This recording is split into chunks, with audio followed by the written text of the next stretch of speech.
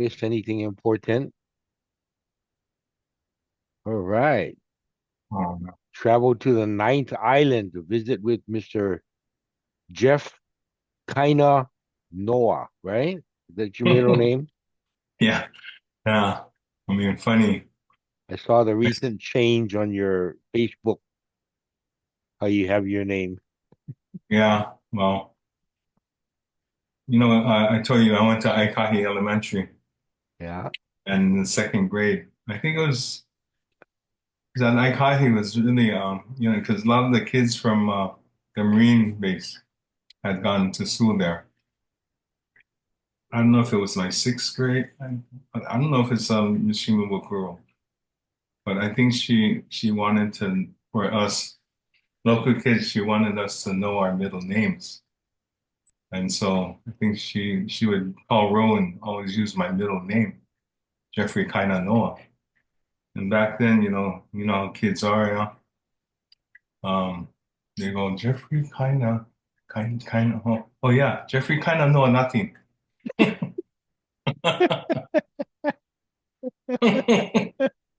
So that's what they always would say, yeah, Jeffrey Kaina Noah nothing. Yeah. So I didn't like it, Now I obviously. can't remember. Just recently, I did one of these, and somebody said they went early elementary with you. Would it have been Raymond Fujikawa? Yeah, Raymond, he and I, in fact, I still have our second grade picture. In fact, I have it in the drawer over here. But All we right. had the same second grade teacher, Jean Shimabukuro. The reason why I remember that is that you know, I was in the airline business for 10 years, after college and everything. And so, I was in Seattle and decided well, I got furloughed by Continental. I was working for Continental in Seattle at the time. And had an opportunity to work in the school district and in Seattle. And so you reflect on all the teachers that you've had and what they did. And um, I'm going to tell you, elementary, even middle school, was not a very good time. I mean, I was always because I was short and fat, and you know, everyone would tease me and all that. But anyway, you reflect on the teachers that I guess impacted your life, and she was the one. So I'll tell you guys about it when I guess That later on we talk about it and stuff. But well, that's it's kind of neat as an educator.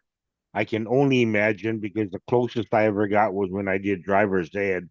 But uh-huh, I would get mahalos way after the fact, a couple years down the road, and somebody would get in touch with me and thanks for what you did and how you helped. And right, the other day I did one of these sessions with Rhonda Hainish, uh-huh, and she yeah. remembers uh, a female English teacher in high school. Name's not coming Miss to me. Candy? Is it Miss No, Candy or no? no, high school. High school. Yeah.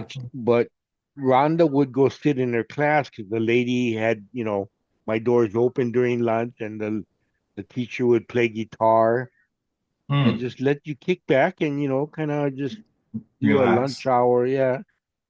And that made an impact on Rhonda, and she brought it up, and I thought, that's a great honor for that teacher Hmm. to have her memory brought back decades later. Right, right, Here we are 50 years after the fact, and right. so Well, and being an educator, you do reflect on past teachers and their education that you had and the ones that impacted. Why are they still in our memory banks? yeah, Why are they still there? It's because what they did. Um, Sometimes it could be just who they are, impact on the teaching and all that. So Yeah. So Jeff, No, what I, grade did you start Kamehameha? seventh grade. Okay, same as No, me. So, I'm gonna put my hat on too because I think it's kind of shiny. Since you get hat, I get hat too. How's you know, that? it's good, but it's making me jealous because I missed the cutoff. Huh? I jumped online a day after the cutoff to order hats. Oh yeah, I know. I saw you. You was talking to Kathy. Yeah, it's like, oh, bummer, bummer. Ah, well. Yeah, but I'm sure you still can get. Hopefully, maybe Yeah, I should just ask Tanya again. yeah. So we'll You get see. connections. Yeah. You gotta Okay. use your, you Yeah, gotta, what they call network, yeah? that's the key, man. It's not what you know as much as who you know, right? Who you know, yeah? Yeah, yeah. And I So get we, my I old, got one of those too. I gotta remember where it is, probably I though. don't know why we went to the red one. I get the red one. I was going, how come we get red? With the same design. No, no, it was, no, had the Hawaiian logo about praising Hawaii. There's a Oh, red, okay. uh, maybe somebody can enlighten us when we get together. But anyway, Yeah. So once we graduated, Jeff, what was your next move after that? okay. I saw, you talked to Richard, and Bartlett? yeah, um, 3 days after graduation, we had to go up to Santa Ana, California. Wow, 3 days. Three No days break, after. huh? The reason why is that um, we had to go up there and establish our residency. Um, Oh, okay, okay. because Joe Lou was I guess, recruiter that came and talked to us. But Pat Gomes and Tasman McKee were already there, and they were playing. And then and some guys from Waianae, Mike Joseph was a quarterback, but when we got there, and they had already played their 2 years because it was a junior college, yeah. And had some other guys, Seymour, Avilio,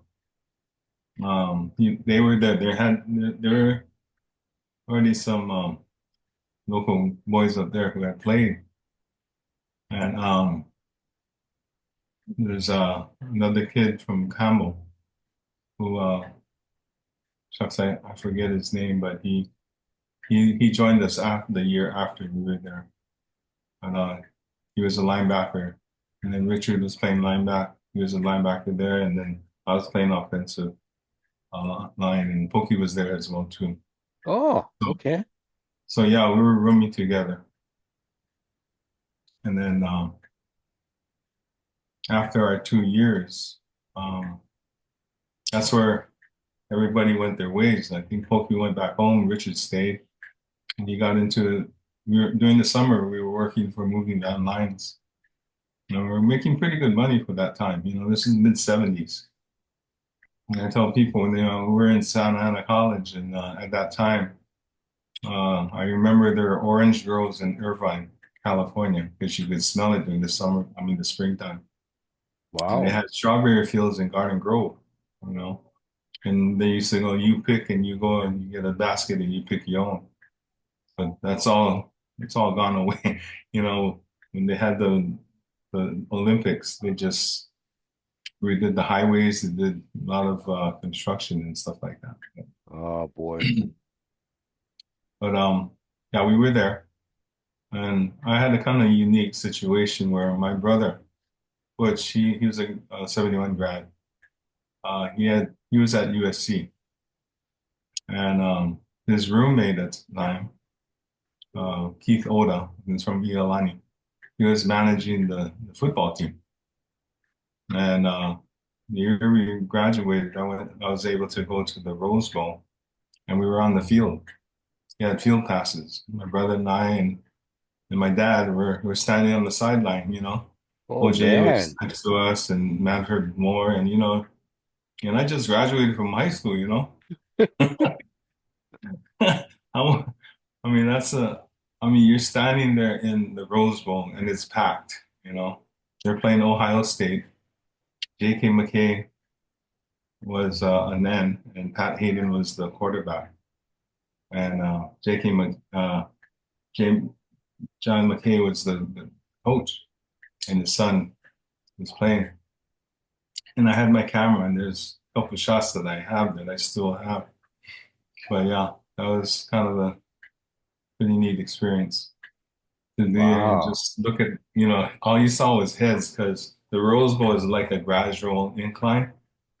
A lot of times you're looking over somebody's head, which is, you know, but anyway, it was awesome.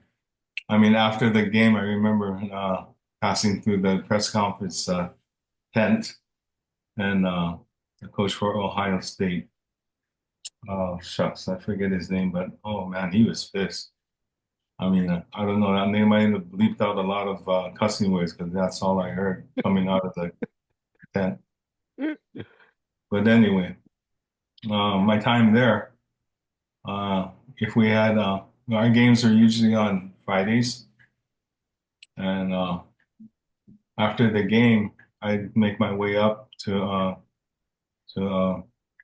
SC, and if they had home games, we'd go to the home game, and then after we would have like these kind of jam sessions, And then, of course, I heard Philip, Philip was there, Nolan Crab was there, Oh and then yeah, USC. Yeah. yeah. So on the weekends, I'd go up there and be like when USC, you know, like I was there. I was making like make like, but and then so there was one time where we were jamming and everything. Jerry Pio from Puno was one of the guys, and then uh, Heath. Jeez, it's the memory banks, man. Yeah, yeah. Sometimes you suffer by AGE syndrome. You're going, I hear you, brother. Yeah. lucky we get the remote car parking, yeah, because when you go to the parking lot, all you're doing is just pushing Yeah. hopefully no other cars go off. But Oh, anyway, I know we in the got past together. I've on the map thing in my phone you can set a pin where you're at, yeah. Oh, okay. Yeah. And I'll do Yeah, that I when got I that come done out of like, my car. but I don't think about that. It's just you just all frustrating on why can't I remember? I remember coming down this aisle and you go down and no. How about the next aisle? But anyway. Yeah, yeah, yeah. So anyway, we were jamming one night, we just going. And yeah, and we'd get together with Musi because Musi was playing too. Sometimes we go over his house, and then have a big party. So and I played against Musi when he was at Punahou. I had been a recipient of his thighs, trying to bring him down because, I was the kickoff, I would do the kickoff and then he would get the ball and all you can see is people trying to get him, but all they do is hit him and bounce off. Yeah, I was one of them. His thighs are like, oh man, thighs of Like an elephant. like Oh man, sides of beef or something, huh? oh bro. Anyway, so yeah, we would jam, and then so some guys are coming around, and they were from Loyola, or what's the other one? Loyola, or yeah, I think it was Loyola, and they said they were having a luau and they needed somebody to come play Hawaiian music. So they came, hey, you guys want to come, play our luau and everything? They said, we were like, oh, yeah, yeah, okay, cool. So it wasn't for like I think it was like in February or March or whatever. So Jerry Pil Pil, he's from Kaneohe. And so we had gone to there was a birthday party that we went to, and Blah was there, Blah Pahinui. And Wow. so, we had to get used, so we started playing with him and everything. So, and at that time, he was starting a new band or something like that. And at this time, Booga Booga was pretty popular. Booga Booga and Rap Rick, all the comedy. And so I think Jerry would ask Bly, say, "Hey, so what's the name of your group?" And he Bly go, maybe the Flaming Low Lows. So, so anyway, we're practicing, and the guys came around and they said, "Okay, so everything's set. You guys can play, but we don't have a name for you guys. What you guys gonna call yourself?" And so I looked at Jerry and go, "What, bro? Flaming Loud Louds?" And we laugh, And they gonna put that on the program, and it stuck. People knew us as the Flaming Loud Louds. Good. And Philip was our lead singer, and then Nolan and I was in that, and Jerry, and yeah, I think there was five of us. Um, So what do you play, Jeff? Guitar and ukulele? yeah, unfortunately, because of I got arthritis in my left hand and in the right. It's hard to play now. Um, I'm kind of frustrated because I get three guitars, you know. But All then, right.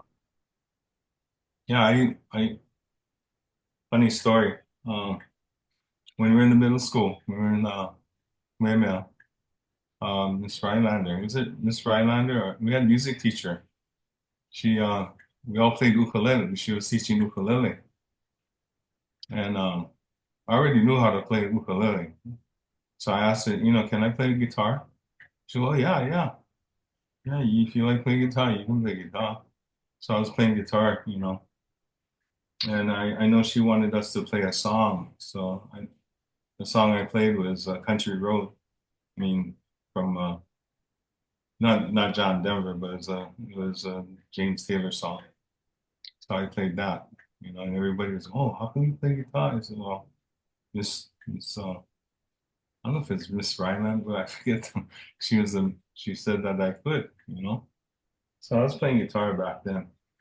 Um, I loved Crosby, Stills, Nash and Young, James Taylor, um, um, Dan Fogelberg, all acoustic music back then.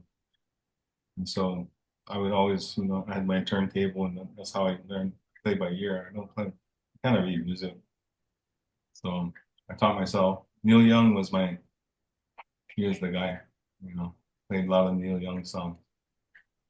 And back in the day in high school, our upperclassmen, they were, oh, shucks. Uh, yeah, I get brain fart again. The upperclassmen like Frank Nuiva? No, no, Frank. They were up in, I think they're 72 and 73 grads. But they would get together and party and they would play all, uh, Crosby, Stills, Nash and Neil Young and all that. So I would, join in with them. I didn't have my guitar at the time, but I would just sing with them and stuff. But anyway, that's when I started playing.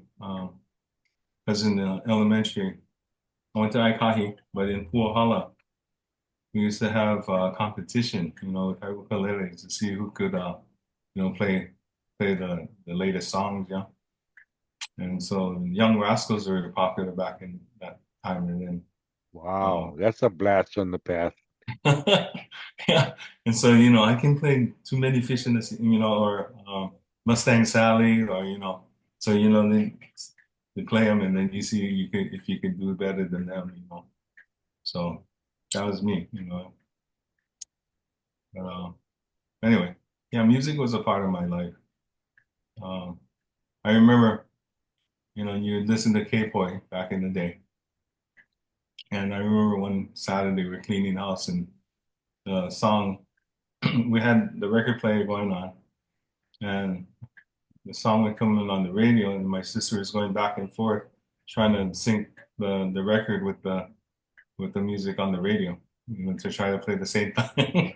Wow, it's a lot of Yeah, math going on right there, I man. know, I know. Now we can just go on, Amazon Music, you know. But I remember spending lots of time myself with that tape recorder, the oh yeah, little yeah, yeah, record. and taping all the music from the, yeah, I know. Catch And them off the radio just at the right time, after you they know. talk, they know, yeah, the cheap way to do it, yeah. Yeah. And you would have your playlist on the cassette tape, So yeah, those are No, the that's neat. days, bro. Yeah. So So yeah, so after after college, then what? then after okay, so after the 2 years we were at Santa Ana, I went to Long Beach State. I walked on over there. Uh, Pokey, I think, went home, and Richard, I think he said he went to Cal. I didn't know that, but in his talking with you, he had gone to Cal State Pomona, which he said never worked out. So, but I went to Long Beach, and I walked on, and so we had camp. And I'll never forget this. You had the I was offensive line. He wanted me to either play center or guard, and this is Coach Curry. He was the head coach, and the defensive coordinator was Willie Shaw. Now, Willie Shaw went on to be the head coach over at Cal Berkeley, and he was the head coach there for a amount of years. But I'll never forget, we're on one side of the dining room, and the other side was the defense. And I looked over and had this albino. Back then, Edgar Winter, was popular, he was albino, he had long straight hair. And so we looked over and had this 6'7", 6'8" guy. He had albino hair straight, and his forehead looked like lurch.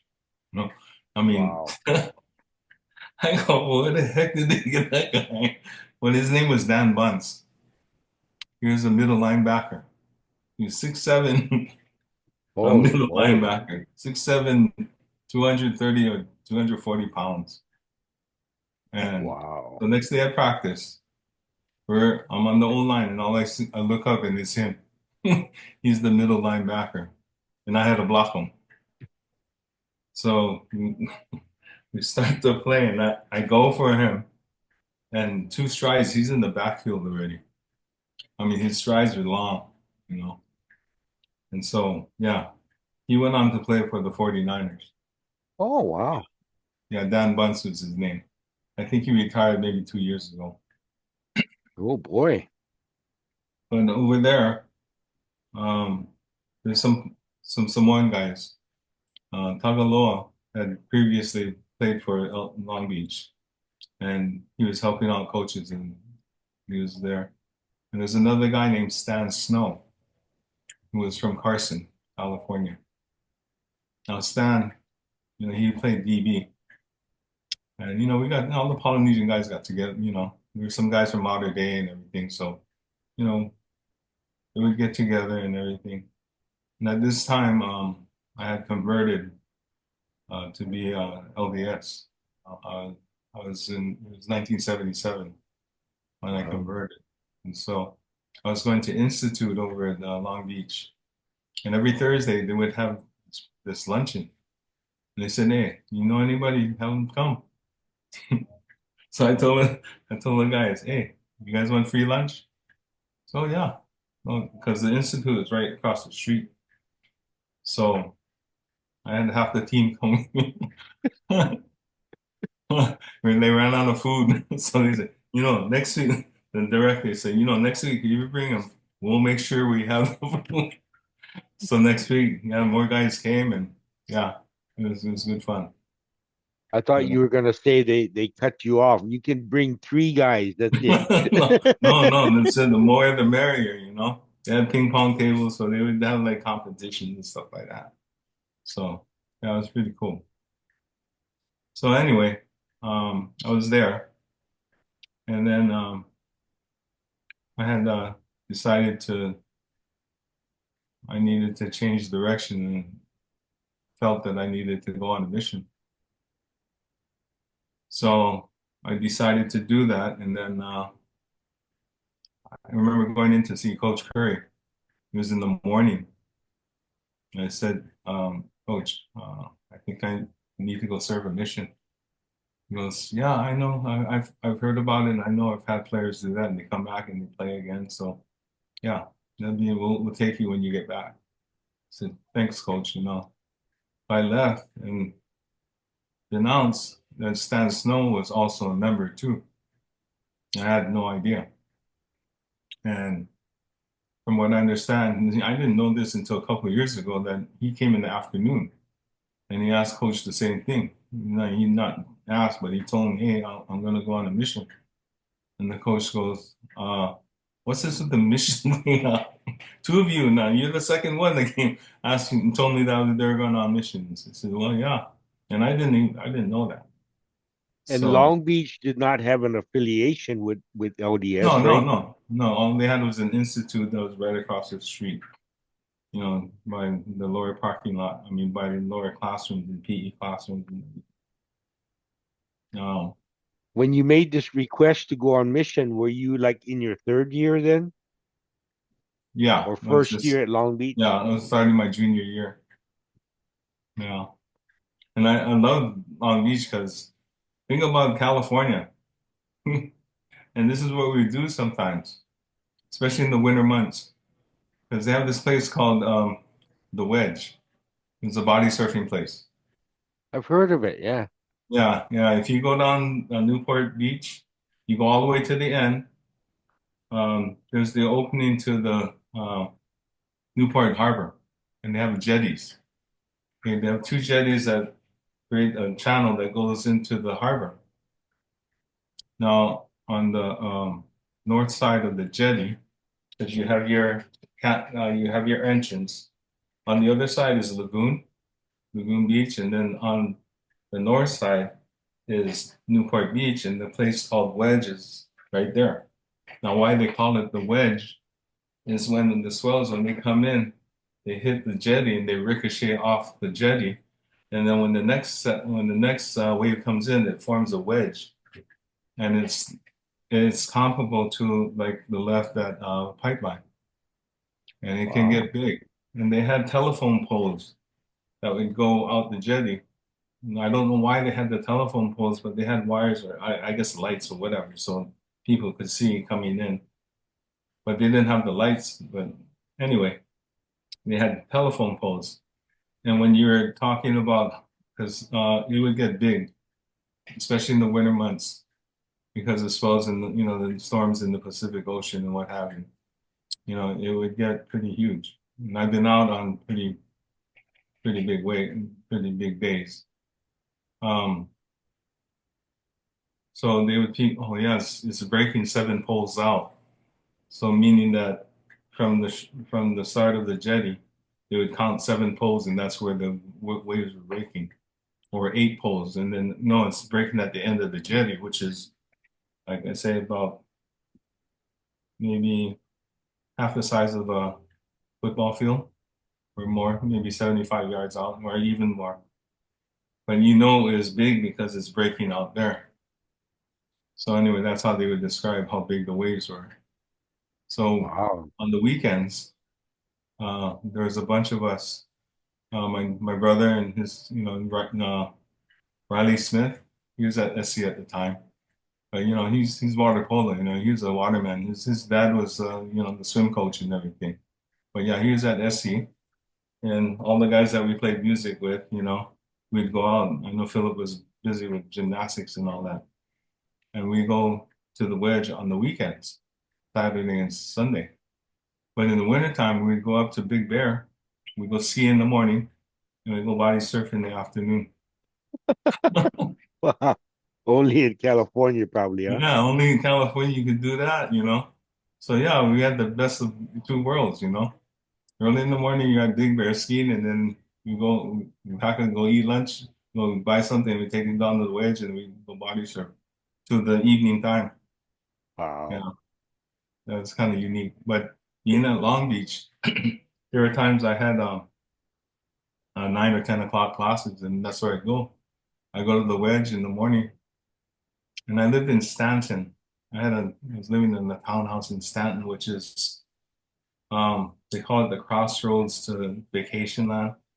I was on the corner of Catella and Knott's. So if you go down Knott's Avenue Street, about 10 minutes this way, and Knott's Berry Farm was there. And on Catella, if you go 15 minutes in south direction, Disneyland was there. So yeah, Wow. so I was right there.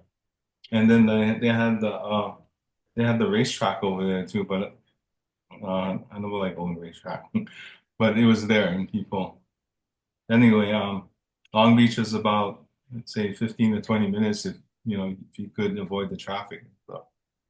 So it was pretty central there. And then the beach was like about half an hour. I go down Beach Boulevard, get on the Pacific Coast Highway, and then go down to Newport Beach. So I go surfing, I go body surfing in the morning before class, and then I go to class. I'm taking notes, and all of a sudden the water from my nose just drenches my paper. And the girl next to me goes, "Are you okay?" Yeah, yeah. And I didn't have a towel. Like, so, so much for Uh, my nose. yeah. So anyway, yeah. That just sounds crazy, Jeff.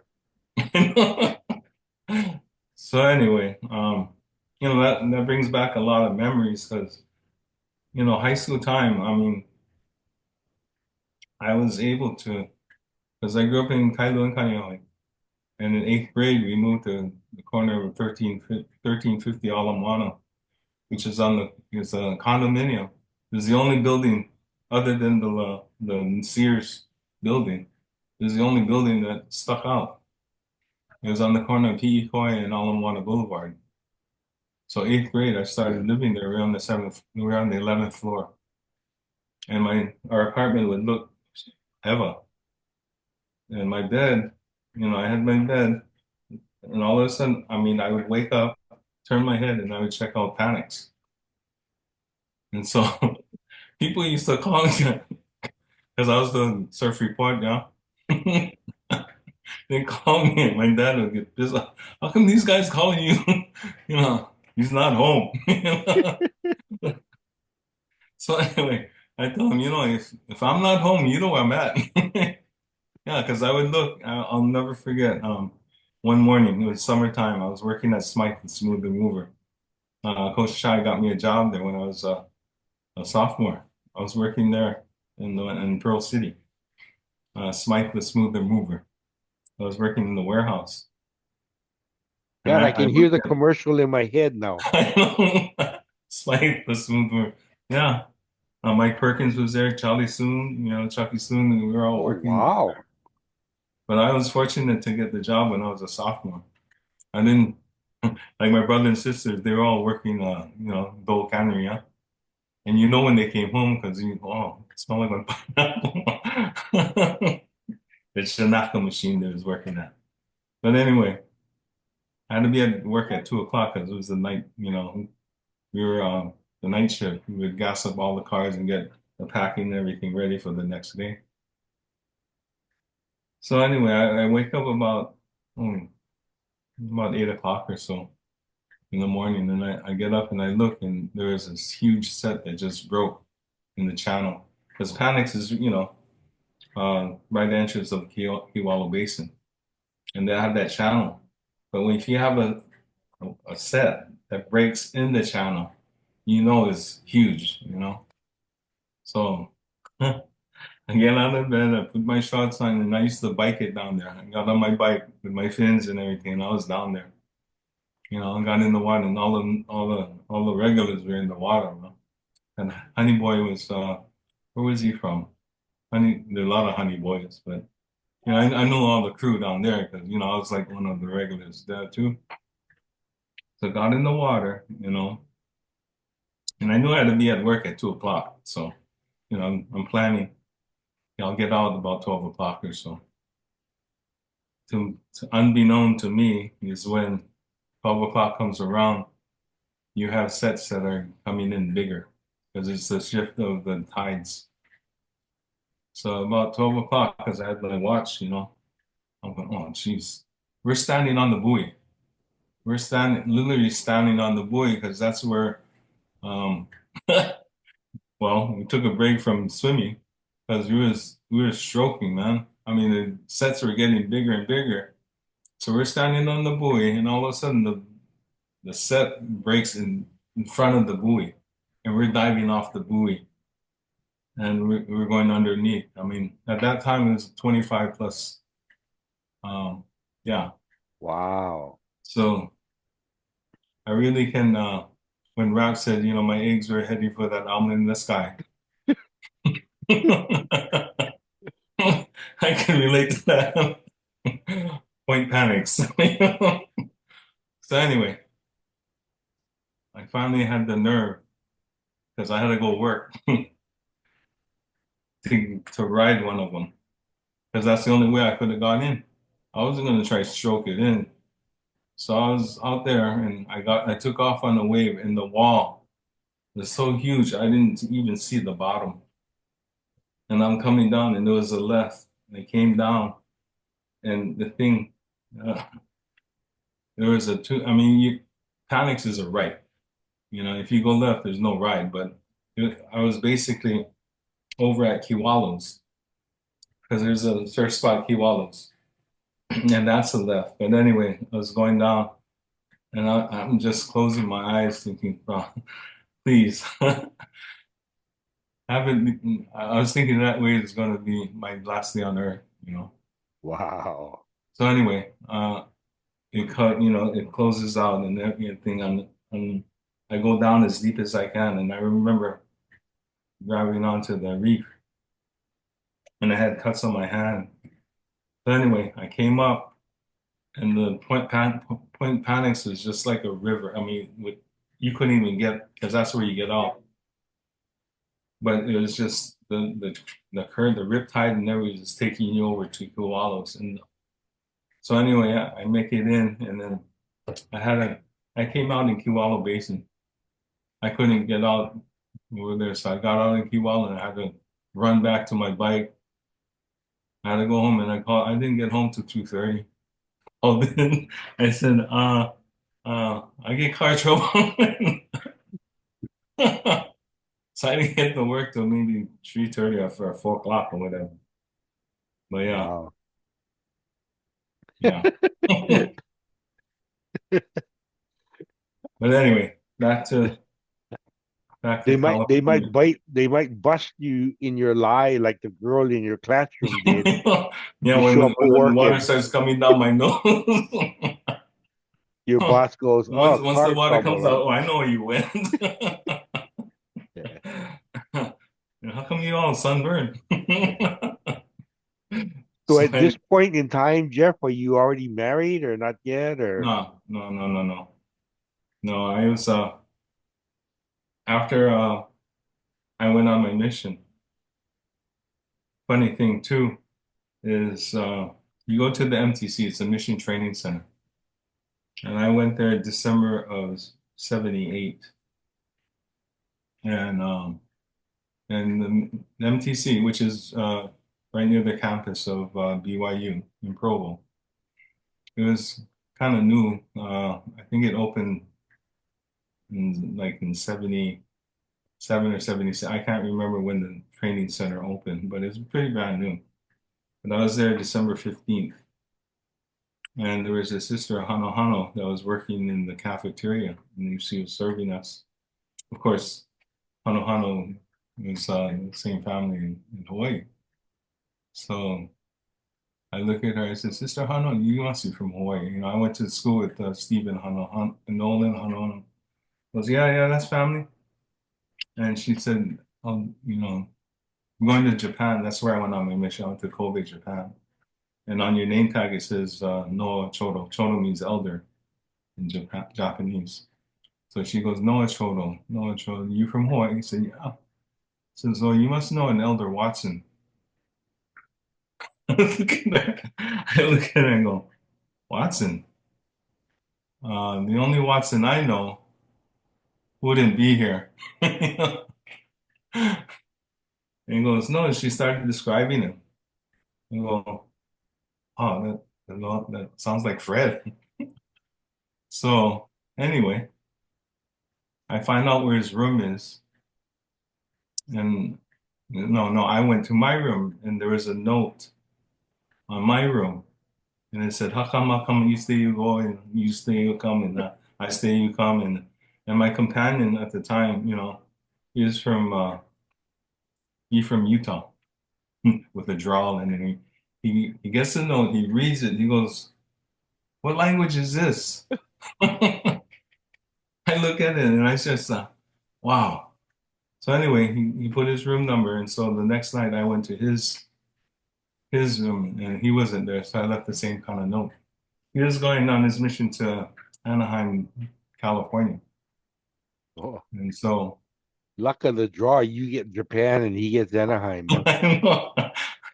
So the third night, I go to his room. He opens the door. We looked at each other and the emotions, we just started crying. Because the last time we saw each other, there's no way that we would be in the situation that we were in. Going up there and, we're going on missions and teaching people about the church, you know. Because from So what you knew of him and remembered, that wouldn't be a direction you thought he would choose, huh? oh no, I mean, either of us, you know. But it's amazing how things like that work, you know. Anyway, I'm sorry I'm taking too much time No, no, on. no, no. So anyway, uh, we go on our missions and everything. And so spent my 2 years in Japan, came back and I was there from 78 to 80. And at that time, if you were a returned missionary, you already automatically can go to BYU in Provo. So I transferred from Long Beach and I went to BYU Provo. And I had the opportunity to be in a house. Um, Steve Beck was one of my companions. Was it Steve or I forget his first name, but they were from Hawaii Kai, and they were in a house, and I was able to get a room in the house. It was on Fifth North, Second East, and so I was fortunate to get a room there. And so I was going to BYU, starting my junior year, and then my companion, and I forget his first name, but his last name was Beck. He got married, so he moved out, and his brothers were there, and there was another couple more roommates because there was a basement and there was upstairs, and the Lim uh, was the owner, and they were from the Hawaii Kai Ward, and so when these guys started moving out, there were vacancies in the house, so they were asking me, "Hey, you know any local guys that would like to, you know, have rooms to live?" So I ran into Stanton Akana as he was going there. Um, Paul Hanahano, Tim Lino, um, Stanton, and Oh, then Hano Hano, what class was he? he was 77 or 76. Okay, I I forget. think I remember. He married Patty Hooton, um, Oh, Philip's uh, younger sister. Philip's sister. And yeah, so Stanton, Tim, myself, Fred Watson, became one of our roommates, and Lee Keke, Jay Sorrell.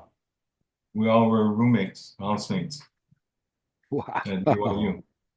So yeah, it was like, so quickly people acknowledged us as the Hawaiian Hut.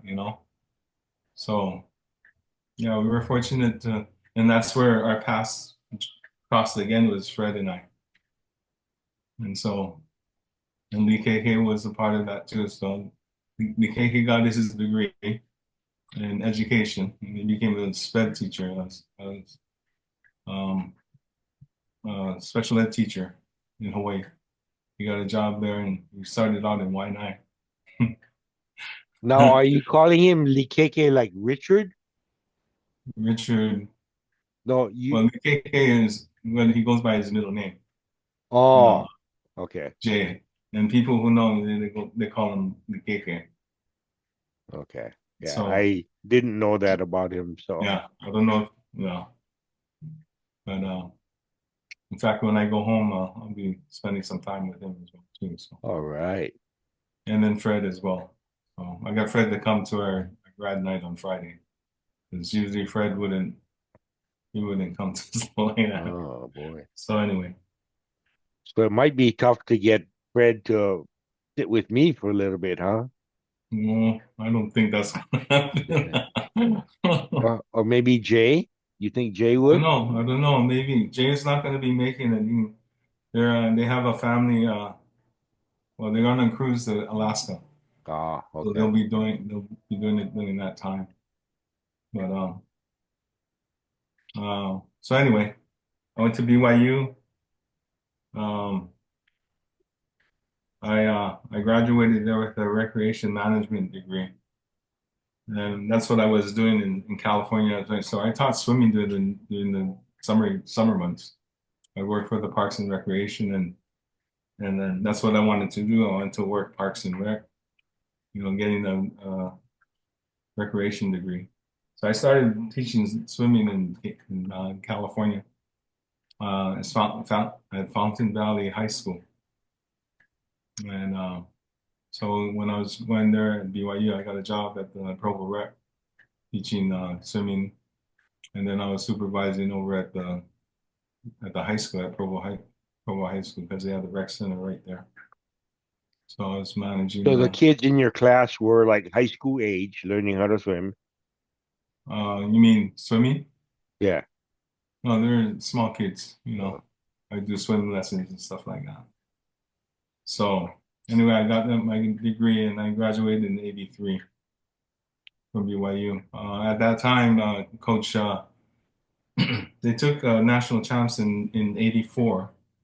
But when I got there, I know Stanton went to go try walk on, or I don't know if he did actually, but I remember walking through the athletic department. I saw Coach Shaw.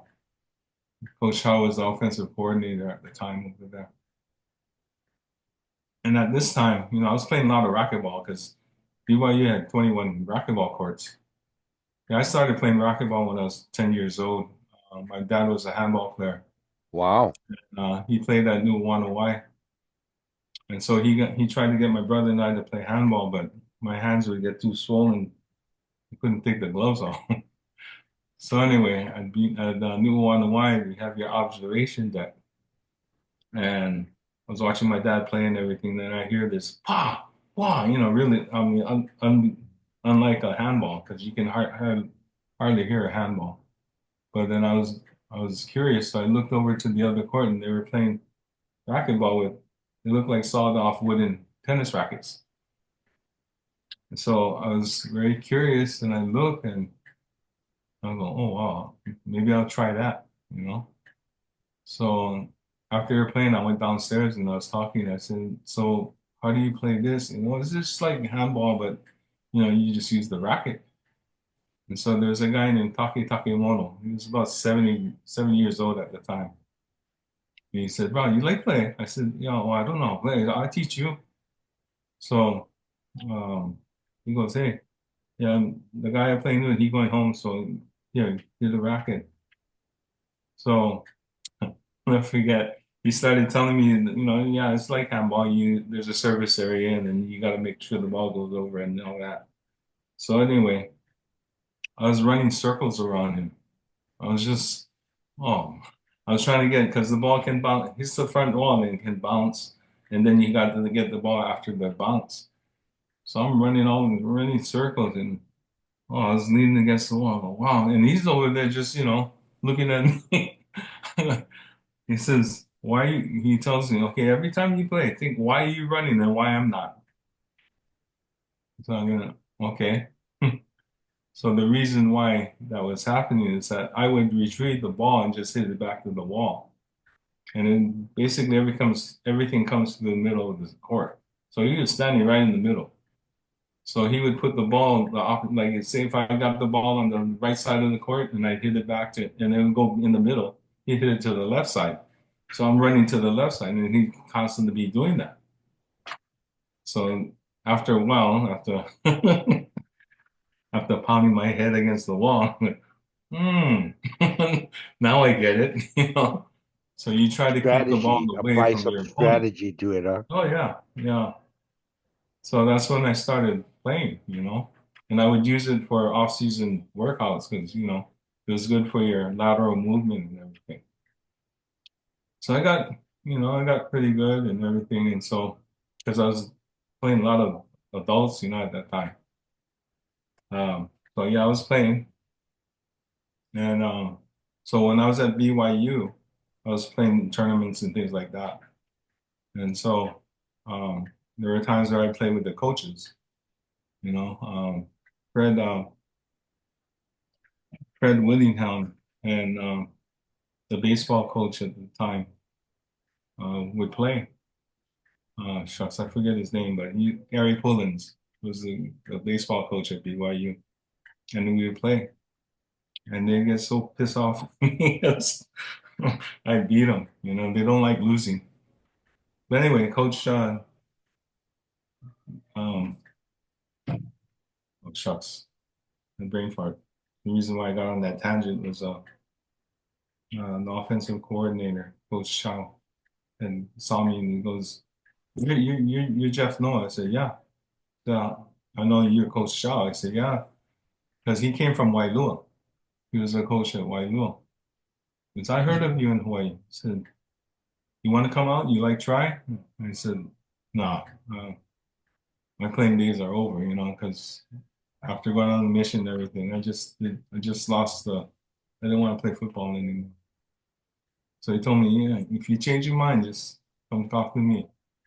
Because I, I, I guess he wanted me to come out, but I didn't. I lost. I didn't want to play. I just wanted to graduate and get on with my life. But anyway, I graduated in '83, and then Dr. Olson was one of my professors, and I had heard that there were some southern universities that had acquired racquetball as a team sport.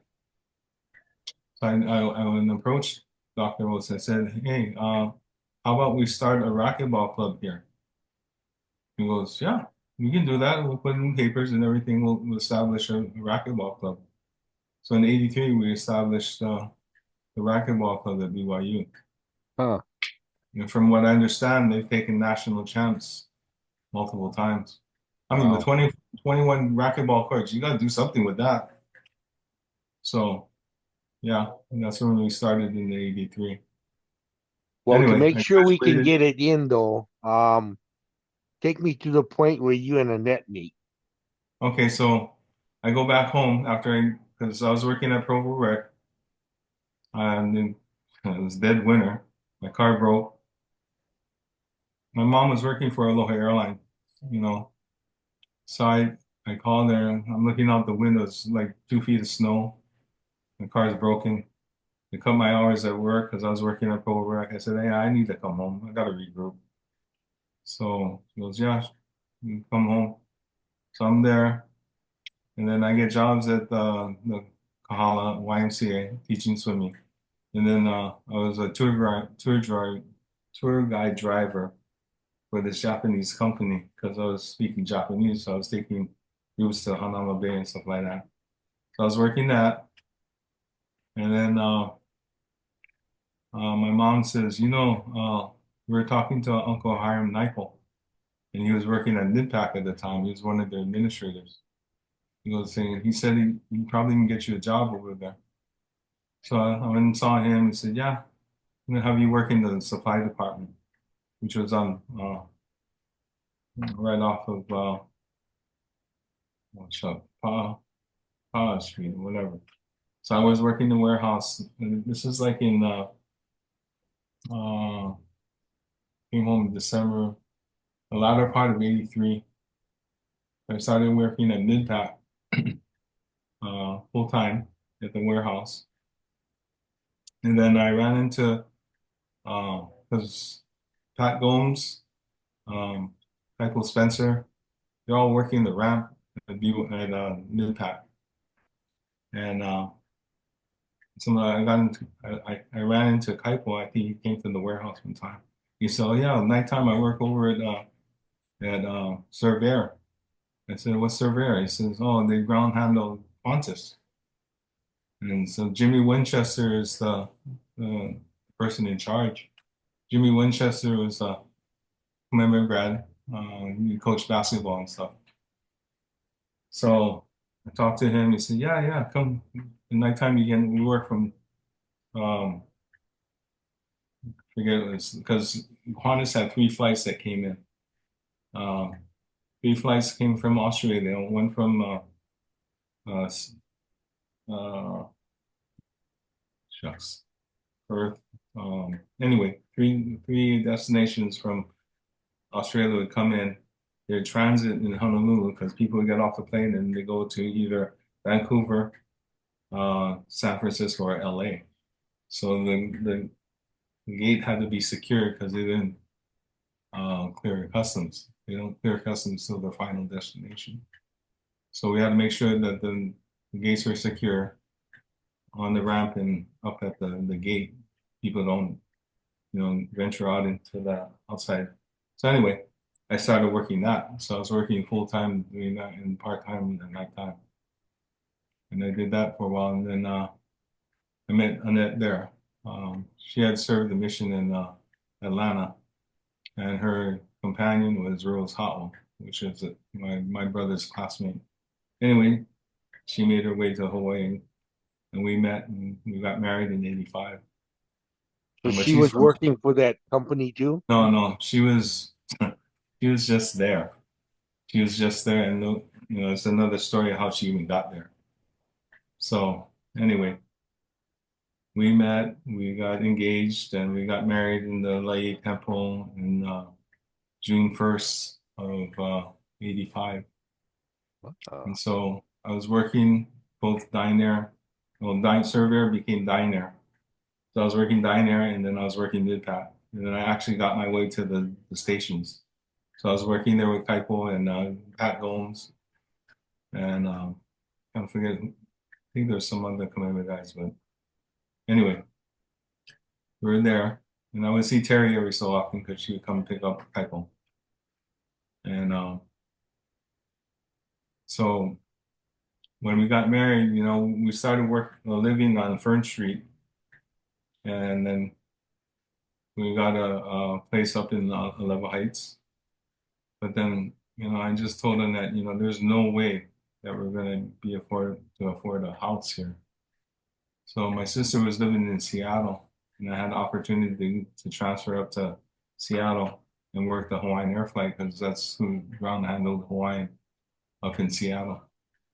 So I transferred up to Seattle in '88, and so I was working Dynair in at Seattle. But then I was working the flight and everything across our hall at SeaTac was Continental, and I had some local guys over there. So I went to talk to them. One of them was Larry Kalahiki, who's related to Wendy Kalahiki. So I was talking. They said, "Wow, you like come work with us too?" I said, "Yeah, part time, at that time, Continental was handling JAL and Thai Airways, and it was international rivals, and they needed somebody to talk Japanese. So yeah, I talk Japanese. I said, okay, come work with us. So I got a job. I was part time there, and then part time at Hawaiian Air. Now you're Japanese, you picked that up on your mission? Yeah, Or yeah. okay. That's the Wow. only way I could have learned Japanese. I couldn't learn in the classroom because, um, you're taught the language for an hour or so, but once you get out of the class, what are you speaking? English. So you had to be immersed into, when you're in Japan, you're constantly, at the time when got to Japan, it was like Japanese because that's what it's, it was hard to decipher where the words would start and where they would end, you know. But, I was able to, after 6 months, I got to know what was going on, at Wow. least. But, my situation is that, my companions were either, from Sea Lake, Montana, or, they were white and they could speak it fluently. And they'd be talking and they look at me like, okay, what's wrong with you? How come you not? So anyway, Um, so I started working for them. We had our two boys in Hawaii. We had Josh and Jared in Hawaii. Um, Jared was a month old when we moved to Seattle, and Josh was a year old. So they were both born in Hawaii, but we moved to Seattle and we were there. Um, in '94, I got furloughed by Continental. And so that's when my cousin and my brother-in-law were working for Seattle Public Schools. I've had my 4-year degree from BYU, and they said, "Hey, you're a male minority, 4-year degree. Come in, put in an application." So in '94, I was working in the school district in Seattle. So I started off as a parapro. You know, first school I was at, it was at Maple Elementary, which was right across from Boeing Airfield. It was up on the hill. And the principal at the time was Lynn Fuller, very big, jovial person. Learned a lot from her. As being a principal, you could rarely find her in the office. She was always walking around the school. She usually had a child in her hand walking, and you could hear her before you could see her. So, anyways, 2 weeks into the job, I'm doing, I loved it because I wanted to work with kids and everything, in recreation and everything. So she comes to me this one morning, taps me on the shoulder and said, "Mr. Noah, can I see you after school?" I'm going, "Okay, yeah," And then I'm wondering, what am I doing wrong? Automatically just always thinking negative. So I'm going to all the teachers, 'cause, being a parapro, you're helping out the teachers and stuff. So I asked everyone, I say, "Am I doing anything? If I'm doing something wrong, just let me know." So anyway, I go see her, and of course I had to wait for her. I'm sitting in the principal's office. I've had that feeling before, many a times, especially in elementary. But back then they had the paddle. I had paddled 2 times, and then I got kicked out, and that's why I had to go to Pu'uala. And anyway, she comes to me. She goes, "I can see this is something that you like." I said, "Yeah, I love working with these kids." And at that time, we had 32 different cultures there. I mean, English was. The spoken language. These kids were coming from all over the world. And she goes, "I think this is going to be something that you're going to probably make a career of. But just remember this, because this is what it told to me. It says, teach these kids like they want to be here, and that stuck with me throughout all my career, teaching these kids like they want to be here Mm. or given an opportunity that they'd rather be here than other places. So So that you stuck with have just the two sons. I have three. We had our daughter in Seattle in '91. Oh, okay. Where So do we they had live three. now? Huh? Where Okay, do so they? my oldest, Josh, um, he lives in Tomball, Texas. It's right outside of Houston. It's about northwest of Houston. And he has 6 kids, um, ranging from 14 to 4 years old. And then my second son lives here. He has 4. And then my daughter lives in Rigby, Idaho, and she has 4. So we have 14 grandkids. Wow. So, and I remember their names. I don't know their birthday. I can't remember their birthdays, but I Yeah, remember their names. between you, Richard Bartlett, and Ray Fujikawa, man, I that's a know, I know, boatload of grandkids, man. I know. But we're blessed. We're very blessed. All our kids are grandkids are under the age of 14 right now. Holy So moly. yeah, And for but the actually audience, I think I missed mentioning in the beginning, Jeff lives in Vegas. How long have you been there? since 2000. Okay, wow. So yeah, right from Seattle. The Because when I got furloughed, when um, because I was in Seattle, and then during that time, Vegas was hiring all these teachers because and they needed teachers. So I went to job fair over at Tacoma Dome, and at that time they were offering incentives for you to move here. So we moved here in 2000. My son, our oldest, was starting to be a freshman, And my other two were one was in middle school and one was in elementary. So we moved here. We were we moved to a two-story house near Lone Mountain, which is on the west side here, west northwest. So we were there. All my kids they graduated. I was at Centennial High School. That's why Tanya started working there because I was able to get a job over there. So I was at Centennial for about 18 years. I Does coached your wife softball. work outside the house? Actually, she worked for Social Security. She got on with Social Security in Seattle.